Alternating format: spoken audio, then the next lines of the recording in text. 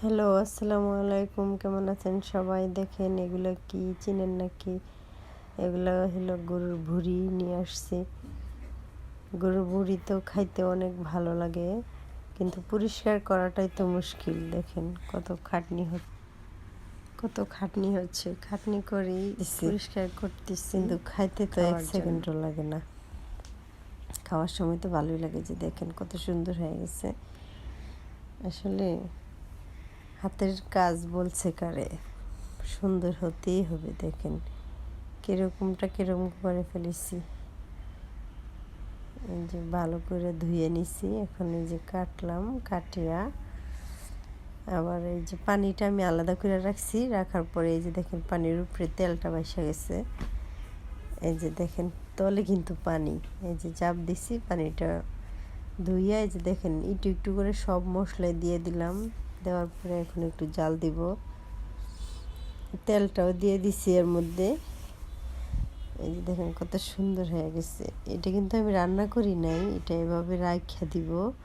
ঠান্ডা হইলে এই যে বক্সে ভরে রেখে দিব। যে সময় রান্না করব সে সময় বের করে, তবে খাওয়া যায়। মই মশলা সব একটু একটু করে দিছি, খাওয়া যায়। এই যে এখানে পাঙ্গাস মাছ আবার বোনা করতেছি। পাঙ্গাস মাছ তো সবার প্রিয়, তাই না? সবার তো প্রিয় না, বাচ্চা কাচ্চার প্রিয়, কারণ বাচ্চাদের জন্য ভালো। কাটা নাই। আমার বাচ্চারা তো পাঙ্গাস মাছ হইলে খুশি, কারণ কাটা লাগে না, ওদের কাছে ভালোই লাগে। যে টমেটো দিয়ে কষানো করলাম, একটা টমেটো দিছি, দিয়ে অল্প অল্প ঝোল রেখে কষানো করছি। আর এখানে আমার হাজব্যান্ড পাঙ্গাস খায় না, ওনার জন্য একটু ইলিশ মাছ রান্না করলাম। এই যে খেয়ে ফেলতেছি। অনেক মজা না? পাঙ্গাস মাছ দিয়ে তো ভালোই লাগে খেতে। এই যে দেখেন পেঁয়াজগুলো, এগুলো আমার দরকার নেই, এগুলো শুধু আমার যন্ত্রণা দেয়। আর এই যে এটা আমাকে অনেক ভালোবাসা দেয়। আর এই যে মরিচগুলা, এগুলা 2 কেজি মরিচ, এগুলো নিয়ে আসছি, ধুইয়া ভালো করে সিদ্ধ করে ডিপে রেখে দিব।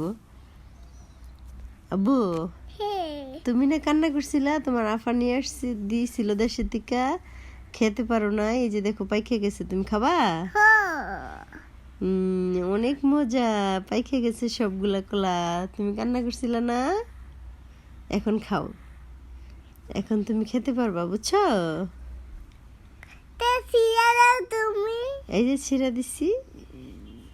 এই যে দেখেন কত মজা, অনেক বেশি।